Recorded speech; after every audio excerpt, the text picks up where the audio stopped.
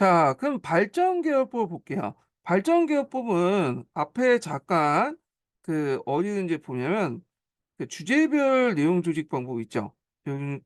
그래서 주제별 내용 조직 방법이 크게 두 가지가 있다고 했잖아요. 종적 조직하고 행적 조직. 그래서 시간의 변화에 따라서 이제 이렇게 흐르는 거, 이걸 발전기업법이라고 해요. 따로. 그래서 요 부분이 이 검은 책에 있는 내용이 있거든요. 그래서 요 검은 책 내용이 예전에 기출문제 나왔기 때문에 한번 살펴보고 넘어가겠습니다. 자, 여기 내용을 보면 발전기업법은 주제 중심 방법 중에 종적 방법과 관련된 거고요. 그래서 주제학습을 토대로 시대의 흐름을 고려해 내용을 조직하는 방법이다. 시간의 변화에 따라서 어, 보는 건데, 교통의 어떤 발전 주제에 대해 각 시대마다 교통수단이 어떻게 변화됐으며 그 원인이 무엇이고 국가의 교통 정책이 어떠한가, 그리고 교통의 발전이 사회에 어떤 영향을 끼쳤는가를 다룬다. 그래서 이게 좀 눈여겨볼 게 뭐냐면 발전기업법 같은 경우에는 흐름을 고려하면서 또 이게 어떻게 사회에 영향을 끼쳤는가를 또 보는 거예요. 예, 이게 자, 그래서 이 특징을 보면 이게 이제 어떤 행적 조직이 아니라 종족 조직이잖아요. 그러다 보니까 특정한 시대에 국한된 문제가 아니라 저 시간의 흐름에 따라서 이제 살펴볼 수 있는 통사적 주제를 다룰 수 있다는 거. 그래서 서로 다른 생활 분야를 여러 시대에 걸쳐 따로 학습화도 구성되어 있다는 거. 예를 들어 뭐 이제 18세기 집과 19세기 집, 18세기 소송과 19세기 수송 등 근현대부터 고대까지 올라가서 이제 다룰 수 있고, 학습자에게 익숙한 주제를 다룰 수 있다. 일반적인 통사학습이 어려운 학생들을 위해서 개발을 했다고 했거든요. 그래서 좀 더 학생들에게 친근하고 접근할 수 있는 문제, 학생들의 흥미를 끌 수 있는 문제를 다뤘다. 근데 그 앞에서 이제 주제 중심 관련된 내용 할 때는 학생들의 흥미를 끌 수 없고 좀 어렵다, 이런 식으로 얘기를 했잖아요. 근데 이건 아까쯤에 얘기했처럼 관점이 다른 거야. 보는 관점이. 예, 그렇게 이해를 해주시면 될 것 같고요. 그래서 이제 구체적인 이제 예문으로서 이제 여기 나와 있죠. 그래서 기술이나 일상생활 분야를 다룰 때 뭐 교통, 무역, 이동, 농업, 도구 등등등을 다룰 수 있고, 그다음에 국가적인 문제보다 어떤 지역과 밀접된 관련된 문제를 다룰 때 효과적이었다. 그 학생들이 익숙하거나 흥미를 끌 수 있는 건지 여부는 국가나 지역의 여부에 따라 달라지는데, 이게 이제 사회 조사를 해보니까 한국 학생들은 수송이나 주거, 의학의 역사가 적용될 수 있는 방면에 흥미를 끌 수 있는 방면에, 오히려 일본 학생들 같은 경우에는 그, 그, 노동조합이나 전쟁 이런 것들이 이제 전쟁의 방지 역사들이 일본가들 한국 학생이 친숙하게 다가오지 못하는 거. 이게 일본 학생들은 이게 친숙한데 한국 중학생이 친숙하지 못한다는 거죠. 이건 문화적 차이가 있다. 이런 것들. 그래서 발전기업법 관련된 내용인데, 제가 발전기업법 관련된 내용도 이거 외에도 되게 자세히 설명해 놨거든요. 그래서 이거 외에도 이건 이제 요약한 거고요. 여기 이제 쭉 있어요. 장점 있고 단점 있고 이렇게 있는데, 요거 이제 더 보고 싶은 분들은 이렇게 보시면 될 것 같아요. 그래서 제가 심화 교재가 있는데, 심화 교재 내용은 이제 뭐냐면 요약한 게 기본 교재 내용이에요. 그래서 요거 연결시켜서 보시면 좋을 것 같아요. 심화 교재에 관련된 내용은 어, 좀 이따가 제가 이제 개정판을 또 올릴 거거든요. 나중에 한 4월 달, 5월 달에. 그래서 개정판 보시든지 아니면 예전에 판도 보셔도 괜찮을 것 같아. 예, 이렇게 연결시켜서 보시면 될 것 같고요. 자, 그래서 이제 있고, 장점, 단점은 이제 좀 얘기를 해야 되겠네요. 여기 장점, 단점이 있는데, 여기도 적어놨는데, 여기도 적어놨네. 한번 읽고 넘어갈게요. 장점은 어떤 주제에 대해서 깊이 다루면서 역사적 인과관계를 양성할 수 있고, 자, 역사적 인과관계를 이제 인식할 수 있는 것은 요게 이제 뭐죠? 종족 조직이죠. 종족. 시간의 변화에 따라서 다르기 때문에 어, 이렇게 이제 이런 시간의 변화에 따른 인과관계를 파악할 수 있다. 이렇게 이제 보시면 되겠죠. 자, 그다음 모든 내용을 같은 정도의 깊이로 학습할 필요 없으며 한정된 시대와 한정된 관련된 역사를 탐구함으로써 통찰력을 얻을 수 있다. 이게 뭐냐면 종족 조직이지만 이렇게 다 다룰 수도 있고 이쪽 부분만 다룰 수 있는 거죠. 예를 들어 이제 현대와 근대만 다룰 수도 있고 이렇게 관련된 내용이고요. 그 다음에 학생들이 여러 각도의 문제를 바라보는 그 폭넓은 역사적 시각을 양성하는 데 기여한다. 그러니까 어떤 특정한 이제 주제나 시각의 그 사건에는 시각을 양성할 수 있다는 거죠. 그 다음에 학생들 흥미를 학습 자발적으로 참여할 수 있으며 사회적 관심을 유도하는 데 효과적이다. 단점이 활용을 보면 자, 역사 교육의 주요 문제, 고유 사건이나 대상에 대한 소홀이 다를 수 있다. 왜냐하면 어떤 특정한 것들만 보기 때문에 그 외의 것 중에 중요한 것이 있을 수 있잖아요. 뭐 교통의 역사를 이제 다룰 때 교통의 역사 외에도 중요한 사건이 많죠. 이런 것들 다 놓칠 수 있다는 거야. 예. 그래서 이게 이제 전체적인 내용을 보다는 좀 부분적으로 이제 내용을 전반적으로 이제 보는 데는 괜찮을 수 있지만 전체적인 내용을 보기에는 좀 그렇다. 이렇게 이제 보시면 될 것 같아요. 자, 그래서 이제 이렇게 있고 그다음에 이제 통사학습을 바탕으로 한 특정한 주제나 체계적으로 깊이 있는 학습을 수단으로 활용했다. 통사학습을 하되 여기에서 이제 약간 부족한 부분은 이렇게 발전 개혁법을 통해서 메꿀 수 있다. 이런 내용이에요. 자, 그래서 이제 장점과 단점, 활용 관련된 내용은 이제 얘기를 해봤고요. 자, 그다음에 이제 그 간지역적 접근 방법 볼게요. 자, 이 간지역적 접근 방법은 시험 문제에 많이 나오잖아요. 예, 여기.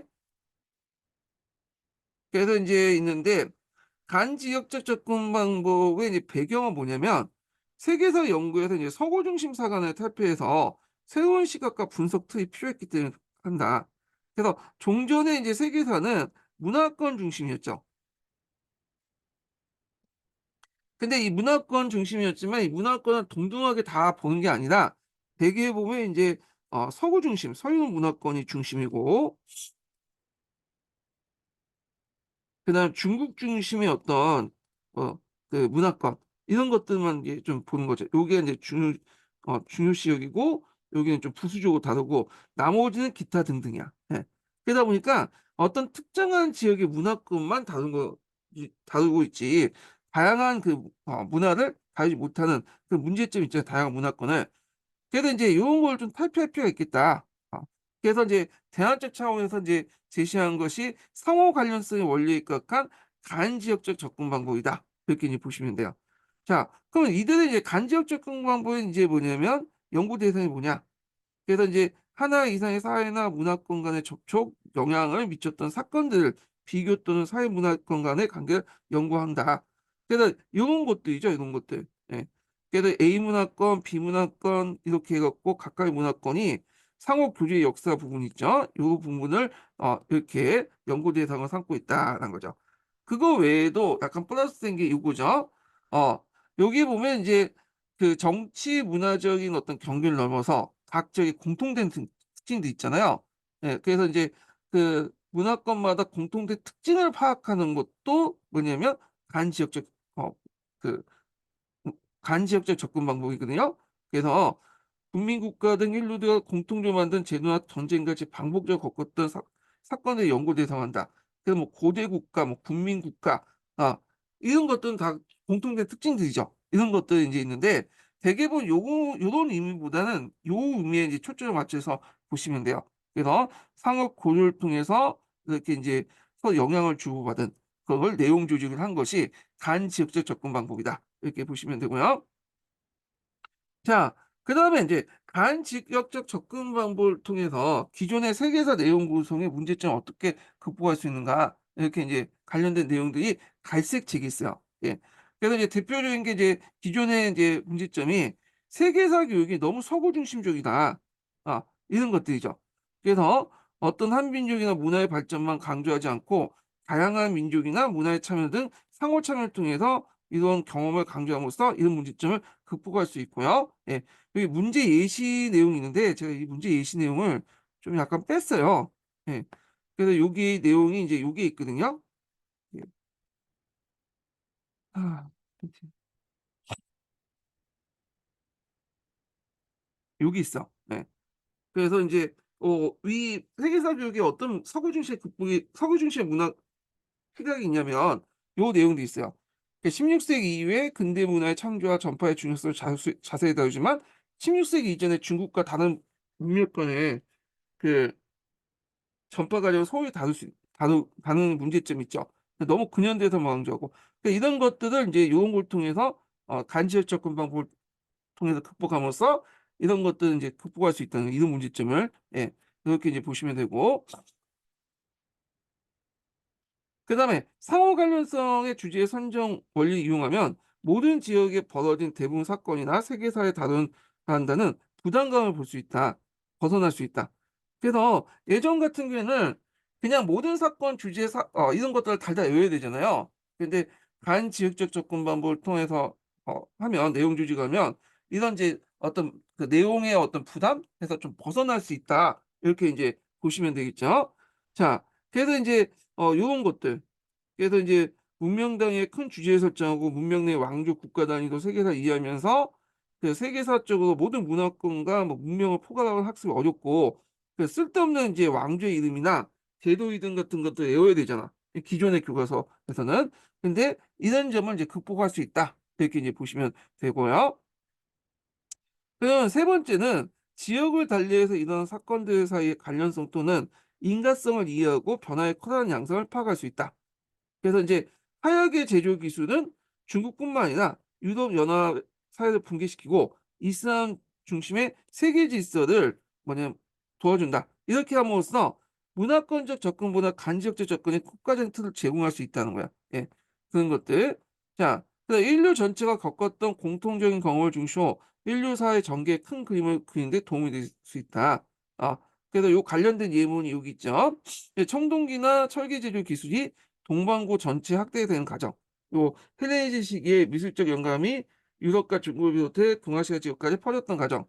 그리고 몽골 세력이 그동안 접촉이 없었던 동반구 여러 지역의 정치 경제적으로 연결시키는 거대 제국을 건설한 과정 등등을 통해서 어떤 인류사의 빅피처, 큰 그림을 그릴 수 있다는 거죠. 빅픽처를 그릴 수 있다는 거.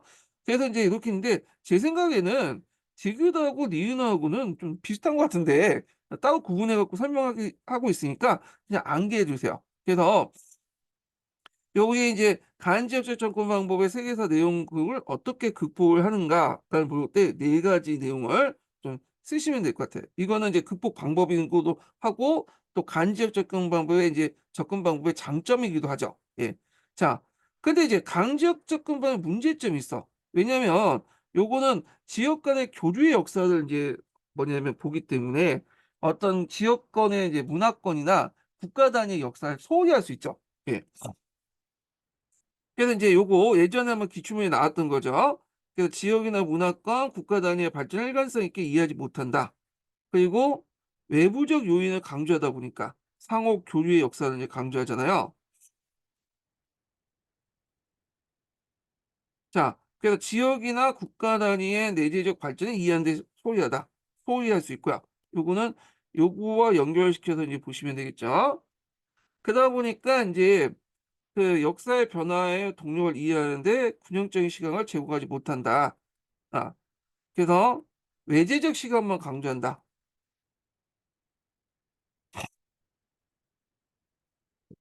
자, 하여튼 이렇게 있고, 그래서 이제 이런 간지역적 접근 방법은 09년 개정 교육과정부터 이제 세계사를 중심해서 반영돼 있다. 이렇게 이제 보시면 될 것 같아요. 예. 자, 그래서 이렇게 이제 한번 간지역 접근 방법 관련된 내용이 있고요. 이 간지역적 접근 방법은 뒤에 이제 언급할 그 서구 중심의 어떤 역사를 깨기 위해서 나왔다. 이렇게 이제 보시면 돼요. 여기 갈색책에 있는 내용인데 내용 조직과 관련돼 갖고 미리 여기다가 제가 이제 다시 배치를 해놓고 설명을 했습니다. 예. 자, 그 다음에 이제 역사 교재 종류 관련된 내용을 좀 보겠습니다. 예. 자, 역사 교재 종류 보면 이제 그 여러 가지 기준이 나와 있거든요. 근데 이제 앞부분 학습자는 넘어가고 여기 보면 이제 그 역사 교재 종류를 나눌 때 이제 자료의 종류에 따라 구분하는 기준이 있어요. 이게 예전에 한번 객관식 기출문제 나왔기 때문에 좀 볼게요. 자, 역사 교재를 어떻게 구분할 것이냐를 따라서 자료의 종류에 따라 구분하는데 그 안에서도 이제 세 가지 또 기준이 있어. 그래서 교재의 출처, 교재의 형식, 교재가 담고 있는 사물과 형상 등등은 이제 있는데 그중에 예전 시험문이 나왔던 것이 요 13년 기출문이 나왔던 것이 여기에요. 그래서 종류의 기준 중에 교재에 담고 있는 사물 현상에 따라서 체험 교재, 경험 교재, 자료 교재, 설명 교재 네 가지로 이제 얘기할 수 있죠. 자, 그럼 하나하나 살펴보면요. 체험 교재라는 것은 학습자의 직접적인 경험이 학습으로 이어지는 경우, 예를 들어 대학교의 농촌 활동이라든지, 그다음 박물관의 체험 프로그램, 원시인 체험 행사들 이런 것들이 있고요. 그다음에 이제 경험 교재 같은 경우에는 감각이나 지각을 통해서 역사 사실을 인식하는 교재. 그 자원 인사. 자원 인사라는 거는 이제 이런 거 같아요. 이제 도우미 같은 거, 설명 도우미? 그 지역에 이제 그 문화재나 이런 것들을 할 때 설명해 주는 사람도 있잖아요. 예. 그리고 이제 관찰이나 경험할 때 대상, 뭐 1차 세계대전 다큐멘터리 신청을 한다든지, 자료 교재는 역사적 사실이나 형상을 다른 사람이 표현하고 정리하는 건데, 실물, 모형, 그 다음에 사진, 그림, 지도 이런 것들이 이제 자료 교재고요. 설명 교재는 이제 역사 사실을 해석하여 개념적 논리적으로 설명한 교재를 말한다. 그래서 논문이나 역사 사전이라든지 그다음 문화재 관련 소개글 등등 이런 걸 이게 얘기한다.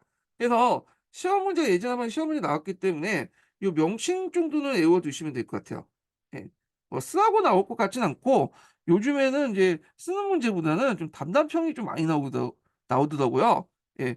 웬만하면 이제 기입형식으로 이제 단답형을 처리하는데 아마 채점하기 좋아가지고 이제 그런 것 같아요. 제 생각에는. 하여튼 이 네 개의 개념을 좀 정확하게 파악을 해두시면 있다는 거죠. 자, 교재 형태에서 이제 볼 때 역사 교과서를 이제 보겠습니다. 역사 교과서. 예. 그래서 역사 교과서 같은 경우에는 예전에 한번 시험 문제는 나왔거든요. 그런데 10년 이후부터는 그 시험 문제에서 잘 안 나와. 그래가지고 좀 중요성이 떨어지긴 하지만 일단은 볼게요. 자, 역사 교과서의 개념은 뭐냐? 컨셉은 뭐냐? 자, 학습 목표를 달성하기 위해서 교육과정에 제시된 내용을 구조화된 교수 학습 활동의 기본 도서다. 이렇게 이제 정의 낼 수 있고, 인구 볼 때는 상당히 중요하죠. 애들은 중요하게 여기지 않는데 인구 볼 때는 되게 중요해. 자, 교과 성격이나 뭐 교과 특성은 이제 건너뛸게요. 예, 있고 교과서의 편찬과 발행 관련된 내용을 볼게요. 자, 교과서 편찬과 발행은 예전에 한번 검증제 관련돼서 한번 시험 문제 나왔어요. 예, 검증제. 지금도 검증제잖아요. 예. 그래서 이제 있는데 요거 관련돼서 한번 나올 것 같긴 해요. 요 부분은 딱딱 떨어지는 부분이 있거든요. 그래서 교과서 발행 체제에 보면 크게 이제 그 교과서 발행 주체, 구성 요건, 공급 방법에 따라 이제 분류를 하는데 법률에 명시할 수 있고 뭐 사회적 간행에 따라서 이제 절차에 따라서 할 수 있죠. 이건 국가마다 달라요. 자, 일단은 국정교과서. 그래서 교과서 발행권과 공급권을 국가나 국가기관이 장악하는 것. 대표적인 게 이제 뭐냐면 7차 교육과정, 오리지널 7차 교육과정에서 뭐 중학교, 고등학교 국정교과서 있죠. 예. 국가에서 딱 한 종만 발행을 하죠. 그리고 그래서 이제 여기에 딱 확립된 게 이제 3차 교육과정이죠. 이건 뒤에 좀 얘기하겠지만 음.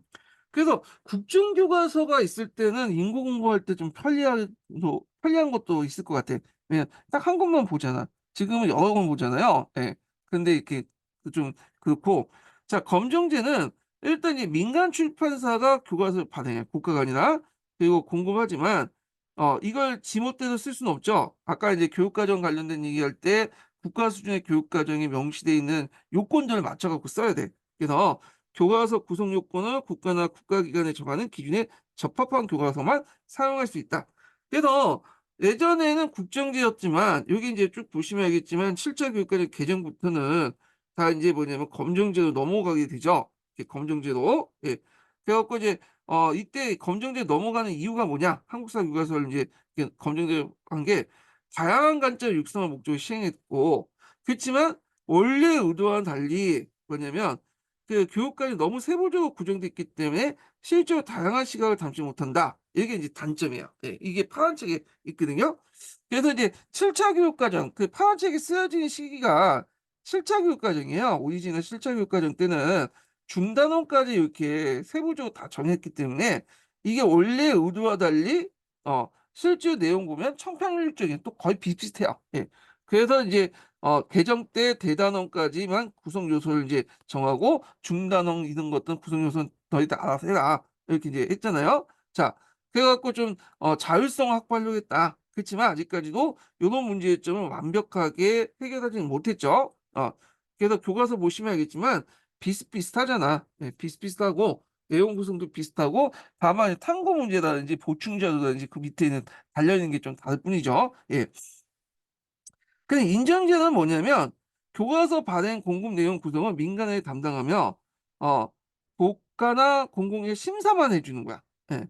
그래서 뭐 교육과정에 의해서 미리 정해놓고 민간 출판사가 거의 맞춰 쓴 게 아니라 그냥 자기가 이제 멋대로 쓴 다음에 국가가 볼게 괜찮네 하면 오케이 하면서 도장 찍는 게 인정제야. 그래서 인정제는 어떤 것을 인정하냐면 저 인정제라면 할 때 이게 우리나라에 있는지 있지 않을 거라 생각했는데 우리나라도 있더라고요. 인정제 교과서가. 대표적인 게 뭐냐면 이제 미술이라든지 음악이라든지 뭐 기술, 과학 다 인정제야. 그래서 이런 거는 그 뭐냐 어떤 이제 사상이라든지 어떤 그 관점이나 이런 그런 것들이 필요 없잖아요. 그러니까 이런 것들이 이제 다 인정제 교과서라는 거죠. 예. 국사 교과서는 인정제 교과서가 없죠. 인정제 교과서 만들어 놓으면 잘못하면 이상한 교과서 나올 수가 있죠. 예. 한 단국이 막 집어넣고 자, 근데 일본 교과서 같은 경우에는 인증제를 운영해요. 일단은 교과서를 만들어 놓고 정부가 최종적으로 도장을 찍어주는 그 역할이 있죠.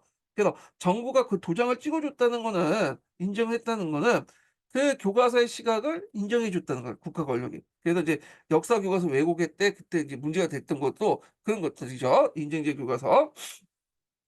그 자유발행제는 교과서 발행 공급 내용 구성을 다 이제 민간에게 하는 거야. 정부가 터치 안 해.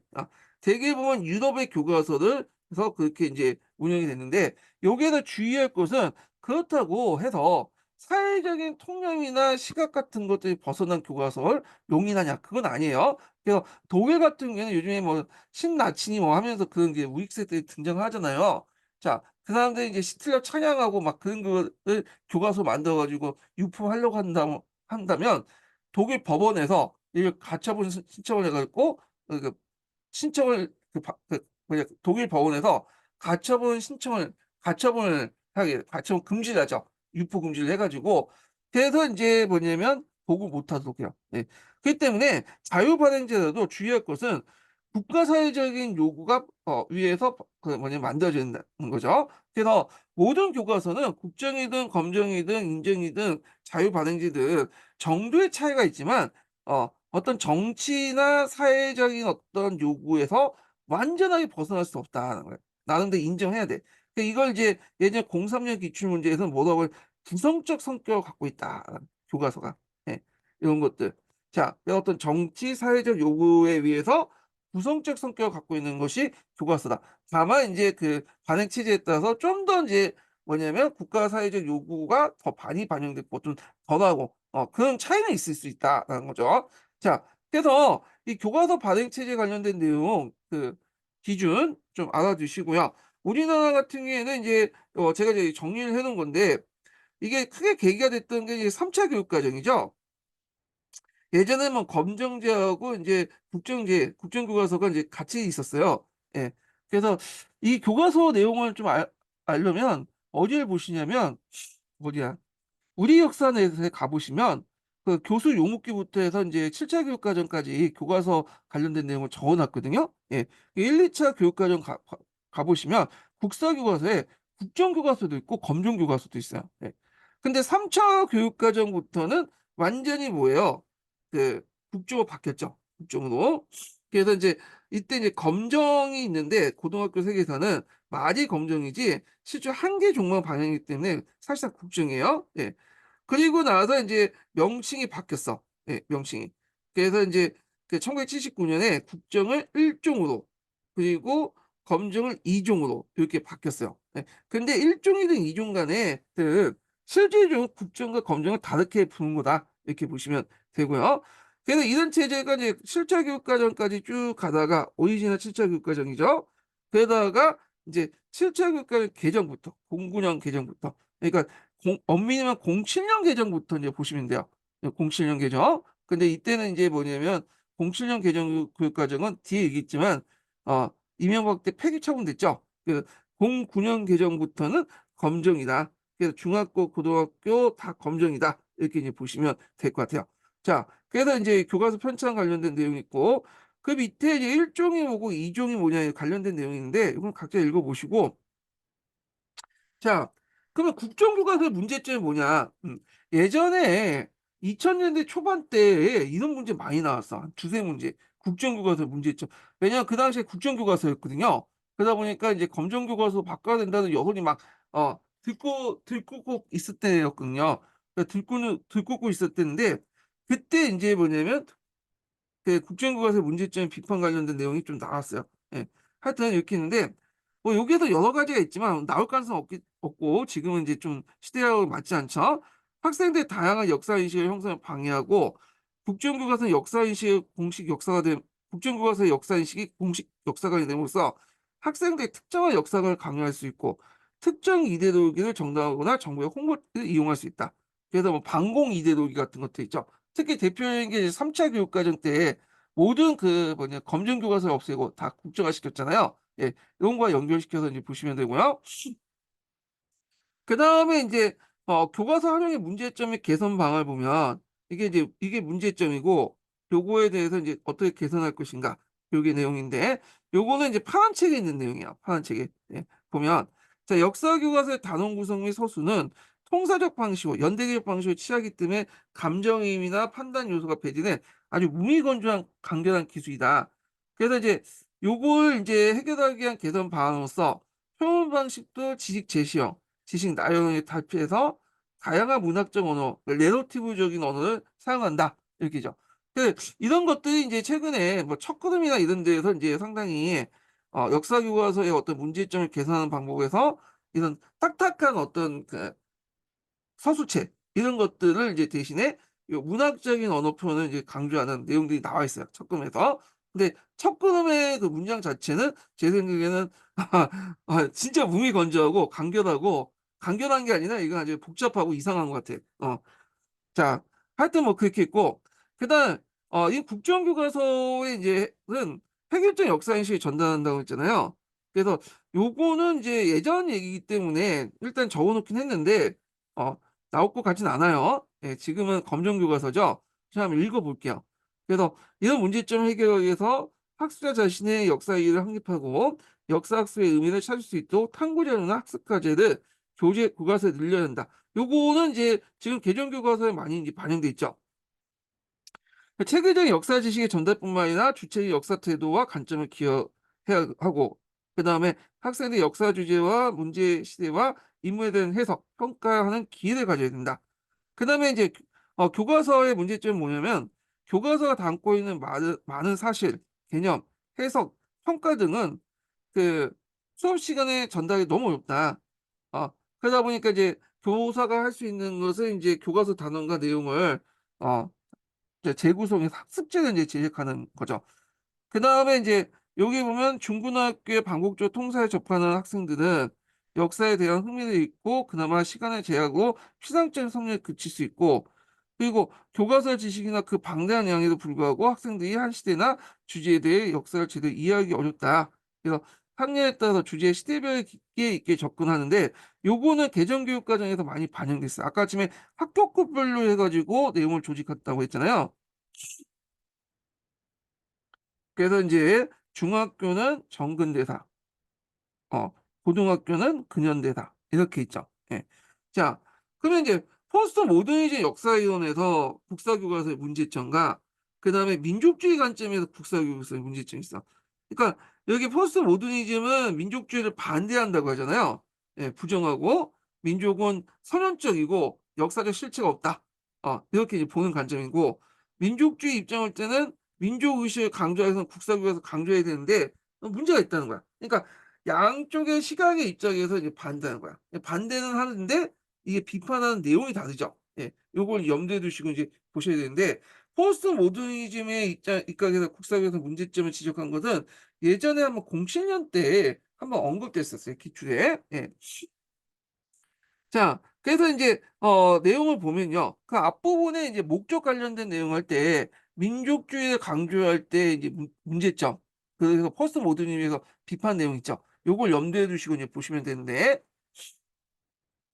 일단 사회 전형적인 지배담론을 형성해서 사회체제 유지나 역사교과서 소스의 주체와 관점을 은폐한다.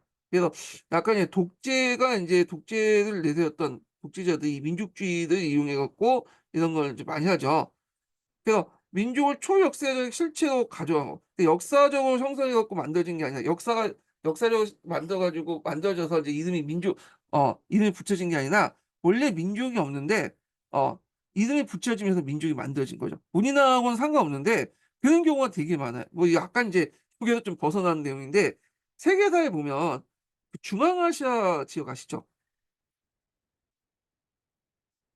이 중앙아시아 지역에 5개 국가가 있어요. 우리가 스탄자라고 붙어있는 그 나라죠. 뭐뭐 땅. 그래서 뭐 타지키스탄, 우즈베키스탄, 키르기스탄, 아, 카자흐스탄 5개의 국가가 있잖아요. 원래 이 국가들은 거기에 중앙아시아 지역에 있는 그 애들은 민족이라는 개념이 없었어요. 부족이라는 개념이 있었고. 근데 19세기 때 이 러시아가 이제 뭐냐 남하 정책을 하면서 인도양 쪽으로 넘어가면서 19세기 후반 때 이 중앙아시아 지역을 러시아 지역으로 다 편입을 시키거든요. 그리고 이제 나중에 히틀러가 스탈린이 중앙아시아 지역을 오늘날 5개 지역으로 이렇게 나눠버린 거야. 어, 그래서 각각 이제 부족, 그 지역의 중요한 부족들을 중심으로 해서 일종의 그 5개 공화국을 만들어 놓은 거예요. 그래서 이제 일종의 그 처음 만들 때는 행정구역의 의미였어요. 타지키스탄, 키르기스탄, 뭐 우즈베키스탄 이런 것들이 그 지역의 중심 부족의 명칭을 딴 일종의 행정구역의 명칭이었는데 시간이 지나면서 그 안에서 나름대로 민족의식이 형성된 거야. 어. 그래서 이렇게 명칭이 부여되면서 민족이 만들어지는 경우죠. 이렇게. 그래서 이제 이런 것들 초역사적인 어떤 민족 실체라고 이제 얘기를 해요. 예. 근데 이거는 이제 나라마다 다른 것 같아요. 우리나라는 그렇지 않잖아요. 예. 민족이나 실체가 만들고 나서 한민족이라는 이름이 나중에 생긴 거죠. 그 시체에. 근데 민족이라는 이름이 만들고 나서 실체가 형성되는 그런 케이스가 다른 나라도 있어요. 하여튼 이런 거 연결시켜서 이제 보시면 되는데 그 민족을 초역사적 실체를 가정한 우리나라 역사의 서술함으로써 학대, 가정, 축소, 왜곡이 수반되고요. 민족과 민족주의의 억압성이 반영돼서 사회 내부의 신분과 계급군을 무시한다. 그래서 사회 내부의 여러 가지 신분이나 계급 간의 갈등을 어떤 민족의 이름을 억누르거나 민족 간의 어떤 대립구도로 해가지고 이렇게 시석화시켰다. 이렇게 이제 보시면 되겠죠. 그 민족의식이나 공동체 의식이 지금과 다른 과거에 민족의 현재적 관점이 투영된다는 거야. 예. 그래서 이제 그 최치원의 관점, 이제 최치원이 아니라 이제 신채호죠. 예, 말 잘못했어요. 신채호의 이제 역사 관점 중에 신채호가 이제 신라 삼국통일 어떻게 뭐냐면 얘기했냐면 신라가 당을 끌어들여서 삼국통일 하는 것은 현재의 민족의 관점에서 외세를 끌었다고 이제 비판해요.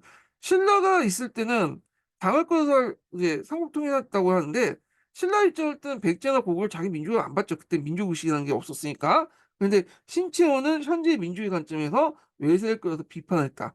이게 관련된 내용이 예전에 객관식 기준에 나왔어요. 예. 그래서 이제 이런 것들. 그래서 이제 이렇게 하다 보니까 역사상이 왜곡됐고 이걸 이용해서 정치 권력의 지배 이루기로서 작용됐다. 뭐 이렇게 이제 보시면 되고.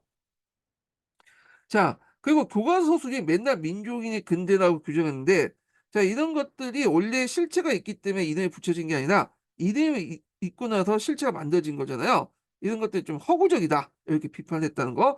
앞에서 이제 중앙아시아 지역 얘기 5개 국가, 이제 연결시켜서 오시면 돼요. 그래서 원래는 행정구역의 명칭이었지만, 시간이 지나면서 이게 일종의 민족으로서 이제 굳어지게 된 거야. 각각의 민족으로서. 자, 그러면 이제 이 포스트 모더니즘은 나오는데 국사교과서 문제점을 비판했고 그럼 민족주의 입장에서 국사교과서 문제점이 뭐냐 나오는데 또 불만이 있어. 그 내용을 보면 민족주의 입장에서는 볼 때는 어 민족주의 관점이 제대로 반영되지 못했다는 거야. 그래서 사실의 나열만 있을 뿐 민족주의 관점이 초지일간을 간통한 사관으로 이루어지지 않았고 민족주의 지향에 걸맞는 내용을 담지 못해 형이화했다. 형이화라는 건 뭐냐면 겉으로만 남아있고 실속이 없다는 의미죠. 예. 그래서 이제 사실의 내용과 암기위에는 교육 방향을 찾기 어렵다. 그리고 포스트 모던 입장에서 국사교과서 서술을 이제 뭐냐 재비판한 거야. 얘네들이 이제 국사교과 비판하는데 이걸 보면서 또 비판한 거야. 국사를 상대한 서구 중심적 논리를 빠졌다. 그래서 이게 민족주의 입장 볼 때는 포스트 모더니즘이 좀 왜곡됐다 본 거죠. 앞에서 얘기했죠. 원래 포스트 모더니즘은 그런 이제 서구 열강의 어떤 민족주의 반대해서 이런 피압박 민족주의, 민족주의를 좀 부각시키는 방법이었거든요. 근데 이제 우리나라 건너와서 포스트 모더니즘은 피압박 민족주의, 그러니까 우리나라의 저항적 민족주의를 뭐냐, 적폐로 규정짓고 허구적으로 규정짓고 그거를 이제 뭐냐면 타파해야 된다. 그래놓고 내세운 논리가 뭐냐면 세계적 기준. 그 세계적 기준이 뭐야? 서구 중심의 어떤 그 논리잖아요. 그걸 또 받아들여야 된다는 거야. 그러니까 우리식은 좀 약간 그 우리의 그 포스트 모더니즘은 좀 약간 그 왜곡돼서 받아들인 것 같아요. 그래서 이걸 지적한 것 같아요. 예, 이 부분은. 자, 그래서 이제 교과서 활용 시의 교사의 역할. 요거 쉽지만 자주 언급되는 부분이죠. 그래서 이제 보통 교과서가는 이제 두 개가 있죠. 절대주의적인 교과서관과 그다음에 도구적 교과서관은 있죠. 절대적인 교과서는 이건 이제 완전히 성경책처럼 어, 토시 하나하나를 다 이제 받아들여야 된다. 예. 도구적 교과서는 여러 교육 과정을 이제 그 목적을 달성하는 어떤 여러 가지 뭐냐 학습 교재로서의 어떤 그 교과서관이죠. 보통 이제 실제 교육 과정이나 개정 교육 과정에서는 이 도구적 교과서관을 이제 받아들여. 근데 실제적으로는 우리나라에서는 요게 이제 정답이죠. 요거는 교육 과정이 명문화 되는 것뿐이고. 그러니까 우리나라에서는 이 원칙이 제대로 적용되지 않는 것 같아. 원칙은 이제 말뿐이고 실질적으로는 다른 것들이 적용되죠. 예. 뭐 그래요. 임용시험도 그런 것 같아. 임용시험도 뭐냐면 그 교육과정에서 지금 되잖아요. 교육과정 평가원에서. 근데 평가원의 얘기는 이제 그 뭐랄까요? 그 교육과정 안에서 낸다고 하지만 실제 낸 거 보면 교육과정이 바뀌잖아요. 예. 자, 뭐 그렇게 있고. 자, 그래서 하여튼 그 내용을 보면 이거 바람직한 거예요. 예, 꼭 바람직한 것이 현실화된 건 아니죠. 이게 그런 측면에서 받아들이시면 돼요. 자, 그래서 교사가 교과서는 절대적 수업 도구라는 인식에 탈피해야 된다. 그래서 도구적 교과서관을 가지고 있어야 된다라는 거죠. 그래서 도구적 교과서관에 입각해서 교과서는 역사적 사고와 역사의식을 형성하는 도움을 준 학습 안내서 기능을 해야 된다. 여러 자료 중에 하나라는 거죠. 수업 목적에 따라서 교과서 활용할 수 있는 다양한 학습 활동을 개발해야 된다. 예. 그래서 이제 이런 내용도 있고요. 그 다음에 이제 두 번째가 볼 게 뭐냐, 사료예요, 사료. 이 사료는 시험 문제 자주 나와요. 예. 그래갖고 사료 학습하고 또 연결돼 있죠. 이 사료는. 그래서 뒤에 수업 방법 중에 사료학습이 없는데, 요게 이제 사료학습을 같이 다루고 있다. 이렇게 보시면 돼요. 그래서 뒤에 이제 보면 교수학습 방법 관련된 내용 중에, 녹색책하고 파란책에 사료학습 부분은 따로 설명하지 않고 있어요. 있긴 있는데, 그렇지만 사료 내용에 사료학습 내용이 같이 있죠. 그래서 요걸 이제 중심으로 이제 좀 보셔야 되고, 사료 부분은 이제 시험 문제에 자주 언급되는 부분이에요. 요번에도 나왔죠. 예. 그렇기 때문에 요거 좀 중점적으로 이제 볼 필요 있어요. 이 부분을. 예. 자, 여기 사료의 성격은 이제 보면 사료라는 것은 과거의 일을 그대로 담고 있는 것이 아니라 만든 사람에서 편집되고 해석된 거야. 예. 그러다 보니까 부족하고 왜곡된 부분이 있어요.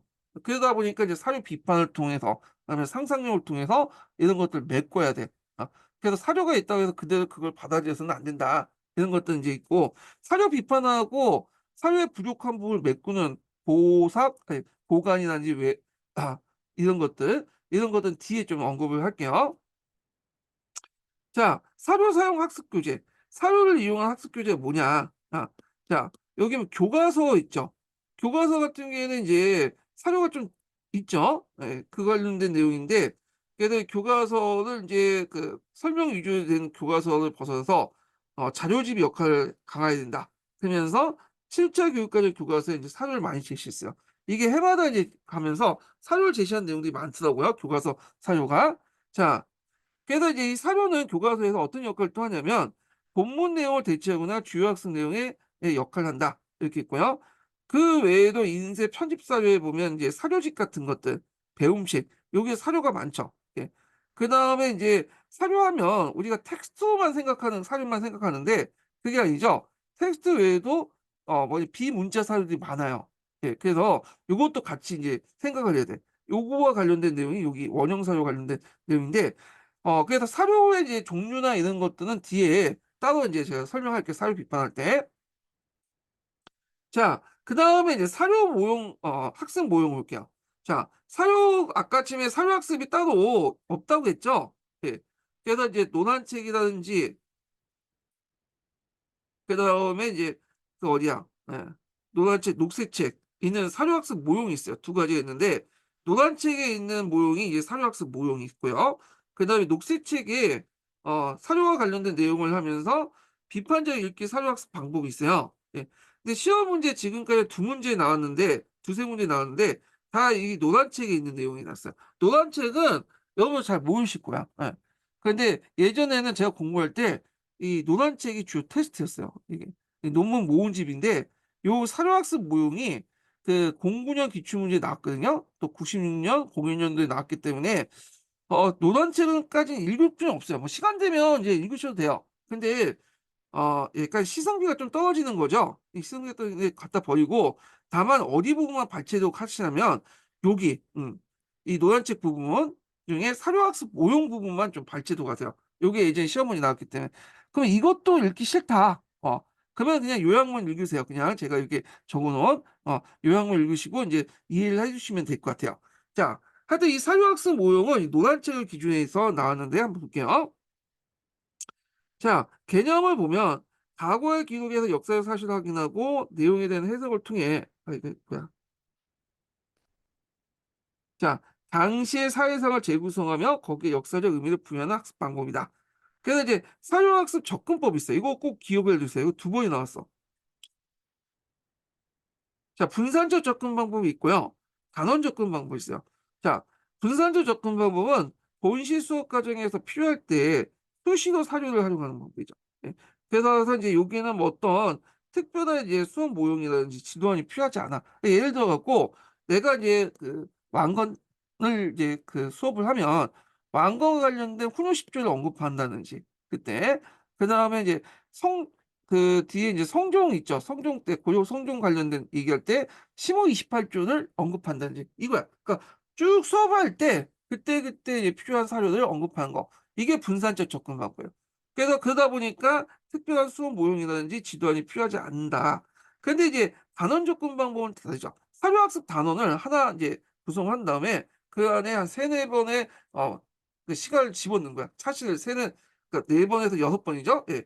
네 번에 여섯 번 정도의 어떤 그 시간을 집어넣은 한 단원을 이제 구성한 다음에 자, 그래서 이제 이게 하나의 사료학습 단계가 한 단원으로 설정되고 그러다 보니까 이제 수업 모형이 필요한 거야. 그래서 이제 이 수업 단원 접근 방법을 위해서 뭐냐면 제시된 그 노란책에 제시한 게 이제 사료학습 단계 요 부분이거든요. 그래서 여기에서 이제 다섯 단계를 나누는데 1단계는 사료학습 단원 선정, 사료 선정. 사료 선정 관련된 내용도 예전에 기출문제 나왔는데 이건 뒤에 있으니까 좀 얘기하고 그 다음에 진단 검사. 요게 중요해요. 예전에 한번 두 번 요 단계를 물어본 적이 있는데 항상 이 진단 검사를 물어봤어요. 진단 검사를. 그 관심도, 흥미도, 기존 학습도, 학습 능력, 욕구도 여기에서 이제 진단 검사를 하고 그다음 지도 계획, 그다음 지도 과정, 평가 관련된 내용이 있다. 이렇게 있고 각 단계마다 또 교사의 역할도 있는데 굳이 그것까지 볼 필요 없을 것 같아. 그래서 이 단계를 기억해 두시고 요 진단 검사 부분을 좀 눈여겨보셔라. 이렇게 이제 보시면 되고요.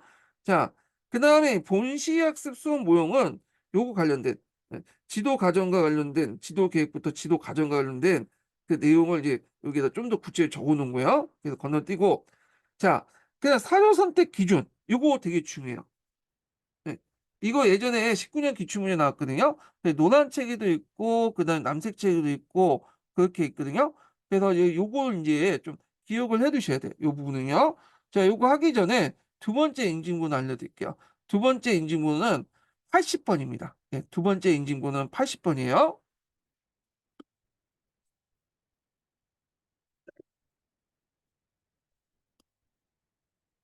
자, 일단은 이제 쭉 보면요. 자, 역사적 사고력과 역사의식을 기르는데 필요한 사료, 목적성에 맞아야 되고, 학습 내용에 직결되는 것으로 학습 과정의 문제 해결에 알맞는 거. 그 다음에 학생 학습 능력과 발달 단계에 맞는 거. 그 역사가에 의해서 그 가치와 증빙성이 인증된 선정. 뭐 한당곡이나 뭐 이런 것들은 좀 그렇겠죠. 예. 그다음에 사료의 시기와 작자 및 출처를 분명한 것. 그다음 문헌 및 문서 자료는 학생 능력을 고려해서 번역된 권위 있는 단행본이나 문구판을 선정하며 번역의 정확성을 고려해야 되고, 그다음 사료는 그 앞에서 이제 문자 사료 있지만 삼국사기 삼국유사처는 문자 사료 있지만 그 비서술 자료도 있어요. 예. 그렇기 때문에 되게 다양하죠. 그래서 이제 앞에서 얘기한 이런 원형 사료 같은 거 있죠. 이런 것들은 대부분 이제 뭐냐면 그 유물 유적이라든지 유물 유적에 만든 보조물 이런 것도 다 사료라고 이제 볼 수 있죠. 예. 그래서 이제 사료의 종류가 상당히 넓다는 거 좀 기억을 해두시면 되고요. 그냥 다양한 관점을 가지고 있는 역사 사실을 다룰 땐 특정한 관점을 뒷받치는 사료만 있으면 학생들의 이해 폭을 축소할 수 있기 때문에 다양한 사료를 제시해야 된다. 예, 이런 것들. 그 다음에 사료 선택 시 특징이 필요한 능력. 요거 예전에 08년 기출문제에 언급돼 있거든요. 여기 보면 사료 제작 시 평가나 편견이나 관점이 개입돼 있기 때문에 항상 뭘 해야 된다? 사료 비판 과정을 해야 된다.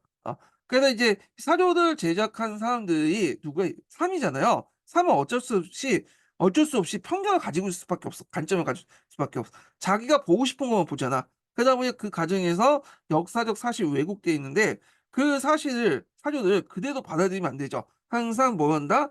사료 비판 과정이 필수적이다. 그래서 이 사료 비판 과정은 그 뒤에 따로 있죠. 이것도 시험 문제 많이 나오는 부분이에요. 문맥 비판이, 테스트 비판이 그런 내용 있잖아요. 그리고 사회 선택을 편집하는 과정에서 또 교사의 역사인식과 관점이 또 작용될 수밖에 없고 사소마다 또 역사적 사실 서술 해석의 차이점이 있어요. 그걸 이제 둘러싸고 역사학자는 논쟁이 있는데 똑같은 사실이라도 삼국유사, 삼국사기가 다르게 서술할 수 있고요. 임진왜란에 둘러싼 이제 갈 때도 뭐 선조실록, 남중일기, 징빙록 이런 것들이 이제 해석의 차이가 있다 이렇게 있죠. 자, 그러면 이제 이렇게 사료를 이제 분석 비판하고 사료를 선택하고 그리고 사료 역사 사실과 해석의 어떤 차이점을 밝히고 하려면 교사가 어떻게 전문적인 역사 지식이 필요하다는 거죠. 예. 그래서 이제 이렇게 함으로써 사회 비판 활동의 신뢰성이나 진위를 파악할 수 있고 해석할 수 있는 거죠. 그러다 보니까 그걸 하기 위해서는 교사의 전문적인 역사 지식이 필요하다. 그래서 이제 여기 임용 시험에 합격하고 나서도 여러 책을 읽고 좀 공부를 하는 자세가 필요할 텐데 그게 잘 안 되죠. 예, 실질적으로. 예. 자, 하여튼 그게 있고. 자, 그다음에 이제 비판적 읽기 사료학습 방법인데 요거는 사료학습 모형 중에 두 번째 모형이에요. 그래서 앞에 이제 첫 번째 모형은 여기 사료학습 모형 노란 책에 있는 내용이고 그다음에 여기 이제 녹색 책에 있는 내용이 비판적 읽기 사료학습 방법인데 요 관련된 내용이 나올 만한데 지금까지 한 번도 안 나왔거든요. 요 두 번째 모형은. 그래서 좀 근데 일단은 한번 보고 넘어갈게요. 예. 자, 단계를 좀 보세요. 단계는 외워두셔야죠. 비판적 읽기. 앞에서처럼 이제 왜 비판적 읽기를 해야 돼요? 여기 사료 제작 시 편견이나 관점이 개입돼 있기 때문에 항상 그 사료 비판 과정이 필요하죠. 그 다음에 그 사료 내용을 그대로 믿지 않고 의문을 품고 그리고 가설을 수입하고 관련 사료를 수입하면서 사료를 다시 재해석하고 이런 것들이 이제 있고 자 그러면 여기에서 이제 비판적 읽기를 어떻게 유도하냐 그래서 학생들이 알고 있는 역사 사실을 달리 설명하거나 다른 관점에서 서술하고 있는 사료를 제시하는 방법이 필요하다. 그래서 똑같은 임진왜란 사료라도 선조실록하고 그다음에 이제 그 뭐냐면 진빙록이 이제 좀 차이가 다르죠. 뭐 이순신의 관점도 달라. 선조실록 같은 경우에는 이제 선조가 이순신을 좀 견제했잖아요. 그러다 보니까 좀 어, 약간 이순신을 별로 안 좋게 생각하는 관점이 많거든요. 근데 징빙록 같은 게 유성룡 썼잖아요. 거기에 이순신의 이제 유성룡은 이제 그 이순신의 형의 친구예요. 그리고 이순신을 청구했던 사람이고 그러다 보니까 이순신에 대해 호의적일 수밖에 없죠. 이런 것도 이제 해서 다른 관점 서술하고 있는 사료를 제시하는 거 이렇게 있고 그다음에 이제 의문을 갖게 하고 다른 관점에 의해서 가설을 수입을 하죠. 그리고 이제 그 관련된 가설에 입각해서 사료를 수집하고요. 그래서 이제 그 관련된 자료를 찾고 자료 보고 질문 수정하면서 새로운 질문하면서 이렇게 사료 수집을 한다. 근데 이 사료 수집에 따라서 학생들의 역사 탐구 경험 정도에 따라서 사료 수집의 역량이 달라져. 그때 이제 교사의 역할은 뭐냐? 어, 역사 탐구 경험이 부족한 학생들에게 관련사를 찾을 수 있는 방법을 교사가 설명하거나 관련사를 교사가 직접 제시하는 방법이 있다. 이렇게. 그러니까 사료 수집 과정에서 좀 역사 탐구 역량이 떨어진 학생들 위해서 교사의 역할이 뭐냐? 물어보면 이걸 쓰시면 돼요. 네. 관련 사실들을 찾을 수 있는 방법을 교사가 설명하거나 관련 사료를 교사가 직접 제시하면 된다. 그리고 나서 이제 사료 해석을 해서 그 당시 이제 다른 사료와 비교 검토를 하는데 요걸 이제 뭐냐면 교차 분석이라고 하죠. 전문적 용어로 한 가지 사료뿐만 아니라 여러 사료를 교차 분석을 해서 그런 것들을 이제 좀 객관적으로 파악할 수 있다. 이렇게 있는데 자, 이렇게 이제 있고요. 그다음 교수 학습 방법에서 전제 요건은 자, 학생들이 교사의 도움 없이 독립적으로 사료를 활용하기 위해서는 교사의 노력이 필요하다는 거. 수업은 사료를 활용하는 능력을 단계적으로 훈련해 실시해야 된다. 그래서 사료 본질 비판 해석 단계를 어떻게 이제 구체적으로 가르치는 수업이 선행되는 거. 근데 이거 던져주고 너네들 해라면 못하죠. 그러다 보니까 노력도 필요하고 수업을 하기 전에 그런 사료학습 관련된 스킬 같은 것들을 활용 능력 스킬을 교사들이 수업을 해줘야 된다. 그러면 이제 이때 교사의 지도가 뭐냐? 이 교사의 지도는 이 사료학습의 전반적인 교사의 지도 내용이에요. 근데 요즘에는 이제 교사의 지도, 뭐 역할 이런 것들을 이제 물어보는 게 많기 때문에 어 이런 것도 좀 암기해 두시는 것도 좋아요. 이거 있죠? 잠깐만요. 이것도 왜 그래? 잠깐. 이게 펜하고 이게 연결이 끊어지더라고요. 좀 쓰려고 했더니 또 연결이 끊어졌네. 예. 예. 그래서 이제 보면 학생들에게 사료를 비판하고 던질 수 있는 질문을 통해서 검토할 점, 사료에서 검토할 점을 지도한다는 거. 그래서 사료에서 비판할 때 던질 수 있는 질문이나 질문을 통해 검토할 점이나 이런 것들 하고요. 그래서 교사 선택하고 조직한 몇 개의 사료와 질문을 구성된 학습 활동의 사료를 교재에 채택하고 학산적 사고를 자극하는 마인드맵을 활용할 수 있다. 뭐 이런 것들이 있는데 이건 외워두시면 되고 그러니까 이걸 통해서 이제 어떤 유용한 점이 있냐? 역사적 사실에 의해 의문을 이제 불러일으키고 의문은 역사적 새로운 지식을 생성하기 위한 사료탐과 연결할 수 있다. 야, 그래서 이제 이 두 번째 사료학습의 이제 유용한 점을 얘기하고 있고요. 여기 이제 사료학습의 장점이 있어. 이거는 뭐냐 전반적인 거야.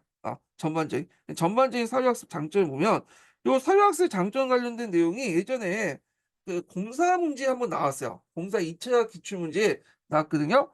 그래서 요게 뭐 파란 책에도 있고 요거 뭐 여러 책에도 있으니까 제가 이제 정리를 해 놓은 거예요, 요거는요. 예.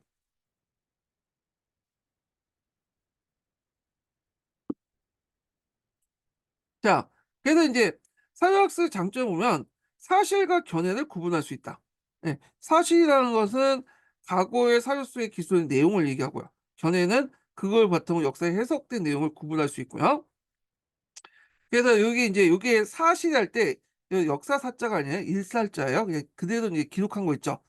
요걸 이제 보시면 되고 그다음에 사료를 통해 해석 참여하면서 지식의 생성 과정을 경험할 수 있고 그다음에 균형적인 시각을 양성할 수 있다. 그래서 사료학습이라는 건 지식의 결과를 보는 게 아니라 지식의 과정을 보죠. 사료학습은. 그러다 보니까 이제 뭐와 또 연결돼서 이제 하냐면 탐구학습과 연결돼. 예. 그래서 사료학습은 탐구학습과 연결돼서 이제 뭐냐면 사용될 수 있다. 이렇게 보시면 돼요. 자, 그다음에 과거에 대한 질문을 자극하고 어, 해답을 제시한다. 이때 이제 질문을 자극해서 해답을 제공하는데 이 해답은 어디에서 구하는 거야? 사료에서 구하는 거죠. 그래서 이제 이걸 통해서 현실 문제 해결책을 제시할 수 있다. 그래서 역사적 사실과 해석의 견해를 달리하거나 다른 역사 인식을 보이는 사료를 비교하면서 나름대로 역사적 관점을 배워하는 비교 학습이 가능하다는 거죠. 예. 그다음에 동일한 내용이 반복된 걸 방지하고 역사 사실을 생생하게 정당함으로써 학생들의 흥미를 가지고 다양한 사를 접함으로써 개방적 태도를 가지게 되고 증거가 부족 시 과거에 대한 다른 해석이 나올 수 있고 역사는 계속 쓰인다는 걸 알게 된다. 이렇게 했는데 요 관련된 이제 문제가 이 고대사 관련된 내용에서 이제 좀 나온 것 같아요. 고대. 예. 그래 갖고 인제 그 익산 미륵사지 그 탑 있잖아요. 거기에서 인제 발견된 복작물에서 어 우리가 인제 미륵사지를 이제 누가 만든다고 했어요? 미륵사를. 그 당시 이제 선화공주가 인제 그 만들었다 고 이제 돼 있는데 그게 아니라 사택 지적 그러니까 사택시의 그 시의 왕비가 나왔거든요. 그래서 이게 맞지가 않아. 삼국 유사하고. 그런데 예전에는 이제 미륵사지 턴을 보고 이렇게 탑을 보면서 그 당시 이제 무왕하고 선화공주가 이제 그 선화공주가 이제 해가지고 짝짝꿍해서 만든 탑이다. 이렇게 생각했는데 갑자기 이제 뭐냐면 복장문에서 어, 선화공주는 안 나오고 사택의 딸, 그러니까 사택모의 이제 사택시의 이제 부인이 나온 거죠. 그래서 왕비 이름인 것 같아요. 그래서 이제 이거는 사택 가문의 이제 그 가문의 호언을 받아서 만든 거다라는 식으로 다르게 해석할 수가 있죠. 예. 근데 요번에 한번 고대사 문제에서 이런 관련된 문제가 나왔어요. 예. KBS 역사 스페셜인가 여기에서 이제 예전에 한번 다뤘던 건데 하여튼 그렇고 자 그다음 문제점과 교수 학습 방법 요거 꼭 외워주세요. 이거 이게 한 세 번 나온 것 같아요. 올해도 이제 나온 것 같아요. 제가 보니까 자 문제점은 뭐냐 그리고 그걸 해결할 수 있는 교수 방법은 뭐냐 그러면요 학생들이 사료 내용을 이해하는데 어렵기 때문에 탐구 활동에 힘들고 흥미를 상실할 수 있다. 그래서 학생들 수준에 맞게 편집에 사용될 수 있고 그 다음에 이제 사료의 배경 지식을 인지하지 못하고 사료 내용을 이해하기 어렵다는 거. 그래서 교사의 설명추가 다른 자연 듯이 현대어로 번역된 사료를 제시해야 된다. 이렇게 했는데 요거 외워두세요. 어, 요거 예전에 이제 시험 문제 나왔던 거고 올해 시험 문제도 나왔어요. 이게 그 다음에 이제 자서전의 장점과 단점인데 자서전 해고력이라고 하죠. 예. 24년 기출문제 나왔는데 해고력 같은 경우에는 특히 근현대사 그 연구할 때 상당히 많이 해고력을 많이 운용을 하거든요. 그래서 예전에 이제 그 역사저널이 아니라 갑자기 생각했는데 하여튼 무슨 역사 그 관련된 그 프로그램을 봤는데 그 근현대사 관련된 내용을 이제 언급을 자주 하더라고요. 그때 이제 그 근현대사를 다룰 때 그런 각각의 해고록을 되게 많이 얘기해. 근데 이제 해고록은 이제 이렇게 이제 그 얘기하면서 좀 구체적으로 생생한 삶의 모습과 개인의 감정을 파악할 수 있다. 그래갖고 이제 있고 단점은 뭐냐면 일단 학생들이 사회 내용을 이해하기 어렵고 그 다음에 또 사료들의 자료를 사용하여 학생의 탐구 활동이 힘들어지고 수업에 흥미를 느낄 수 싶다는 거, 읽기 싫다는 것 이런 내용도 이제 있는데 이런 것들이 이제 단점이라는 걸 좀 기억을 해주시면 될 것 같아요. 예. 그렇게 있고 요거 좀 약간 추가해서 이제 좀 달아야 되는데 이게 뭐냐면 잠깐만요.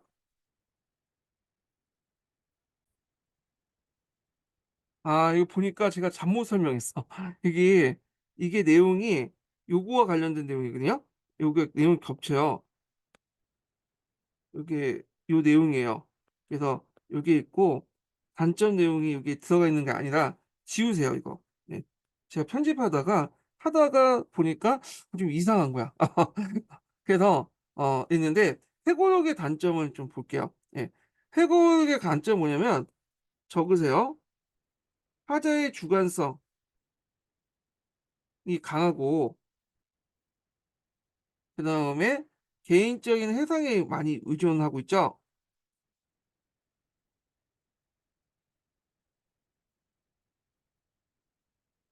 의존하고 있기 때문에 사건이 왜곡되거나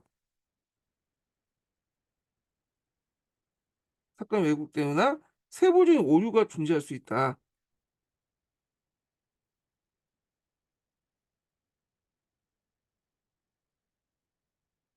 음, 이렇게 쓰시면 될 것 같아요. 예. 그래서 하자의 주관성이 강하고 개인적 해상에 의존하기 때문에 사건을 왜곡시키거나 세부적인 오류에 존재할 수 있다. 그래서 이제 요 내용을 쓰시면 될 것 같아요. 요거 예전에 요번에 시험 문제 나왔죠. 요게 이제 어디 있는 내용이냐면 시민책에 있는 내용이에요. 그래서 해고록 자서전 관련된 내용에 이제 있다 이렇게 있고요. 그래서 예전에 한번 역사 관련된 이제 프로그램에서 하는데 어떤 이제 근현대사 이제 사건을 다루는 내용이 있거든요. 예. 그래서 이제 이때 이제 뭘 다뤘냐면 그때 이제 6월 민주항쟁이 있었잖아요. 그래서 6월 민주항쟁의 요구가 이제 뭐냐면 직선제 요구였죠. 그때 노태우가 이제 직선제 요구를 하겠다고 해서 6.29 선언을 공포를 했잖아요. 근데 6.29 선언을 공포할 때 누가 했냐, 실제로 이제 누가 결정했냐, 그거에 대해서, 물론 배경은 이제 6월 민주항쟁의 배경이 있지만, 노태우의 자서전을 보니까 해고를 보면 자기가 했다. 이렇게 하고 전두환의 해고를 보니까 내가 노태우 시켜 이제 하겠다. 이렇게 있어. 각각 달라. 어. 그래서 이런 것들이 이제 개인의 해상에 의존하기 때문에 사건을 왜곡하고 세부적 오류가 존재하기 때문에 그렇게 나타난 거죠. 예. 그래서 요 단점 내용을 이렇게 좀 지우시고, 예. 여기 좀 고치세요. 예. 그래서 제가 요거는 나중에 수정해서 올릴게요. 이 부분은. 예. 자, 그래서 이제 이렇게 해서 이제 사료와 관련된 내용을 이제 좀 봤고, 그 다음에 역사 연표와 관련된 내용을 이제 좀 보겠습니다. 예. 자, 요거 이제 본데 요건 좀 쉬었다가 진행을 하겠습니다. 요거는요. 예.